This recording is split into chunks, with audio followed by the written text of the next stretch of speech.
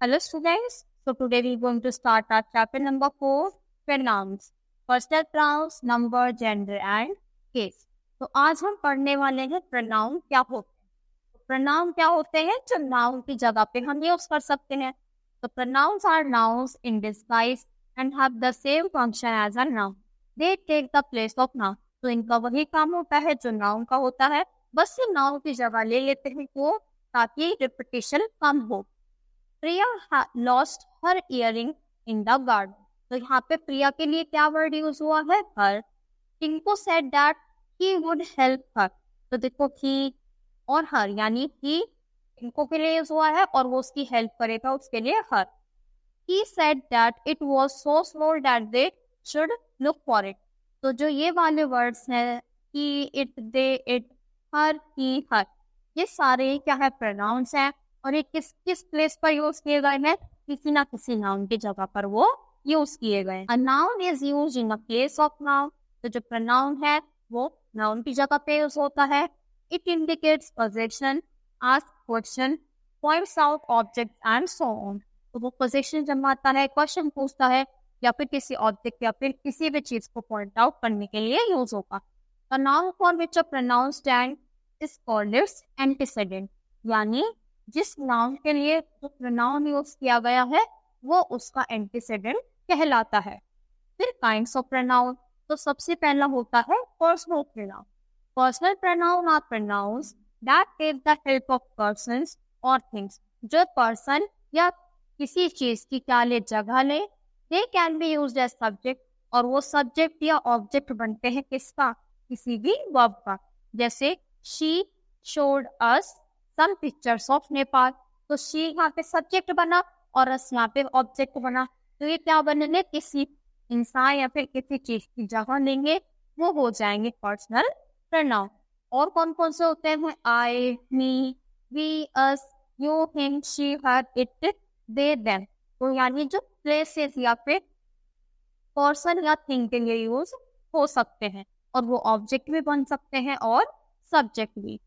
The pronoun myself and ourselves are used for both masculine, gender and feminine. तो myself और ourself ऐसे words हैं जो mail के लिए भी यूज हो सकते हैं और फीमेल के लिए भी यूज हो सकते हैं। ऐसे कि जो yourself और yourselves है ये भी masculine और feminine के लिए यूज हो सकते हैं।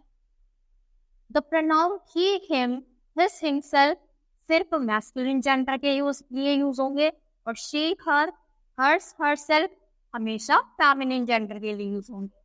और जो इट और इटसेल्फ है ये न्यूट्रल जेंडर। न्यूट्रल क्या होता है? जो थिंग्स के लिए यानी नॉन लिविंग थिंग्स के लिए यूज होता है, जैसे चेयर, टेबल वगैरह।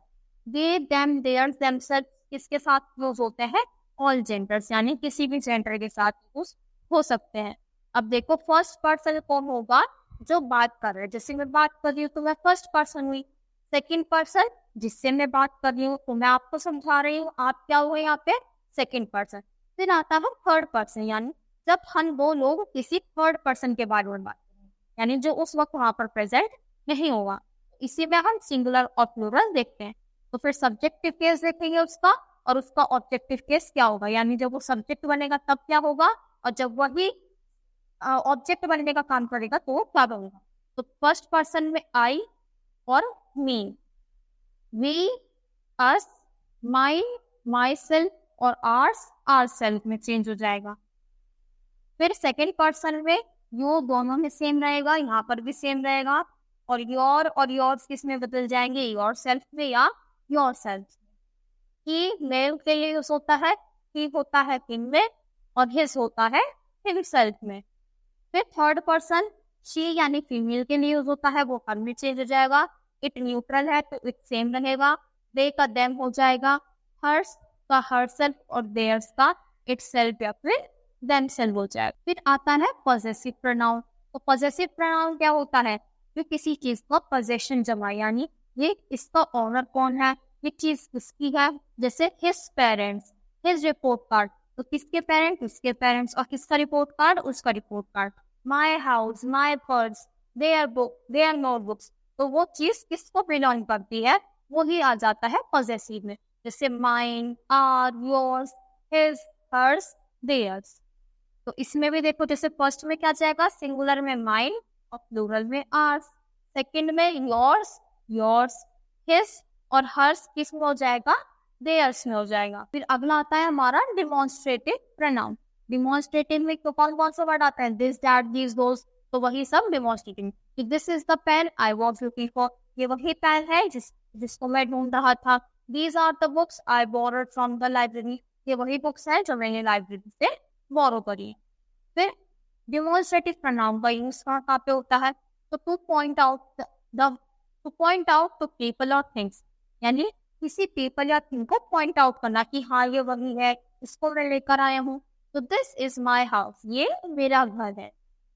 तो सेपरेट अ कैटेगरी, यानी अगर हमें किसी कैटेगरी को सेपरेट करना है तो दोस आर नॉट माइन, यानी वो मेरे नहीं हैं। When a statement of solution is referred to, तो this is what I said, हाँ ये वही है जो मैंने कहा था।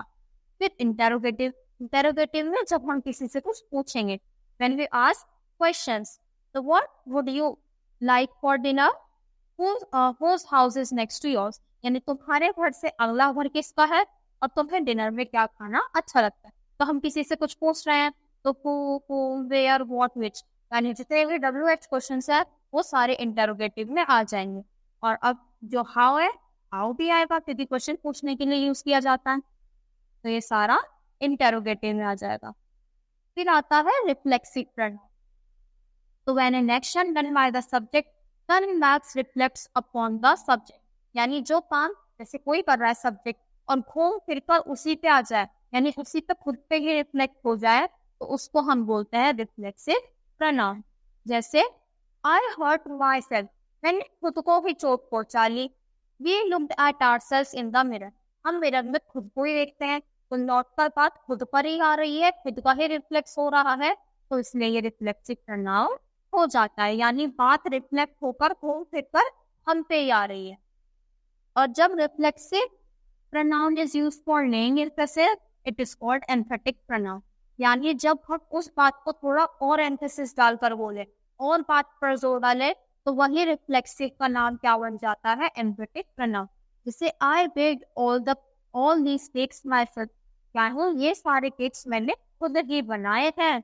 He himself told me the news, उसने खुद वो न्यूज बताई थी, तो हम बात पर जोर डाल रहे हैं, तो यहाँ पर वो क्या बन जाएगा, एम्फेटिक प्रोनाउन। क्योंकि माई सेल्फ, हिमसेल्फ, ये वाले वर्ड्स ये रिफ्लेक्सिव में भी यूज होता है और एम्फेटिक, तो कंफ्यूज नहीं होना है। अगर नॉर्मली बात हो रही है तो रिफ्लेक्सिव, और किसी बात पर जोर डाला जा रहा है, एम्फेसिस आ रहा है, तो वहां पे वो एम्फेटिक प्रोनाउन बनेगा।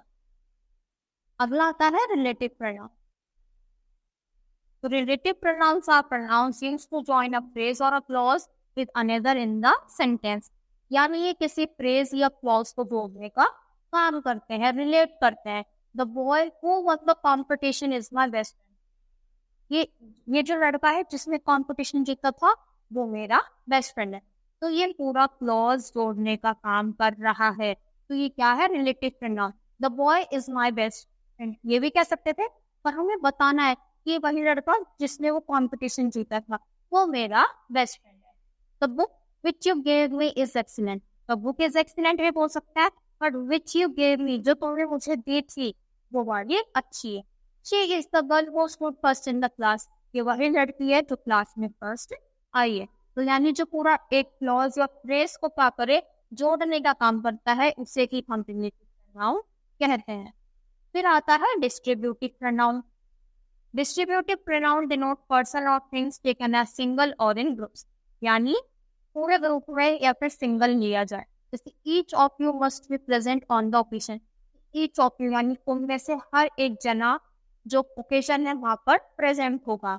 All of you have been called known, यानी तुम सबको भी बुलाया गया है।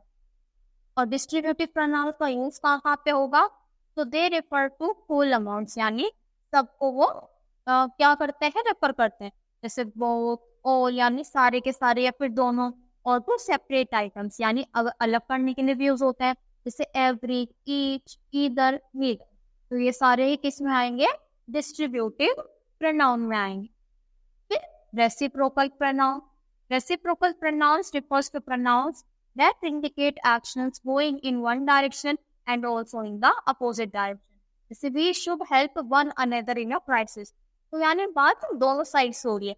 each other, one another, यानी ये वन है ये टू है, तो ये इसकी हेल्प करेगा और ये इसकी हेल्प करेगा, यानी अपोजिट एक्शंस एक साथ हो रहे हैं, तो वो हो जाएगा रेसिप्रोकल प्रनाउन. यानी रेसिप्रोक, जब रेसिप्रोक होगी चीज, यानी यहाँ से यहाँ जा रही है और यहाँ से वहां जा रही है, तो इसका यूज खास कहाँ पे होता है. each other and one another are reciprocal pronouns. These are used when a subject contributing to more people's beings or things have been mentioned in the main clause. Each other is used when two people are involved. Each other तभी आएगा ना जब दो लोग उसमें mention होंगे. अब अकेले के लिए तो आ नहीं सकता. One another is used when more than two. तो each other जब आएगा जब दो लोग इन्वॉल्व होंगे, और one another जब आएगा जब दो से ज्यादा लोग उस चीज में इन्वॉल्व होंगे. फिर आता है indefinite pronoun. Indefinite pronouns refer to something that is unspecified, जो हमें पता हो नहीं है. जैसे सिंगुलर, anybody, anyone, कोई भी हो सकता है. anything, each, either, any, everybody, everyone, तो जो चीज स्पेसिफिक नहीं है तो वहाँ पे indefinite आता है. फिर प्लूरल, तो both, few, many, several, और सिंगुलर या प्लूरल तो all, any, most, none, some. तो इसके साथ ये चैप्टर में तो फिनिश होता है. आई होप आपको सारी चीजें अच्छे से समझ आई होंगी. तो आज के लिए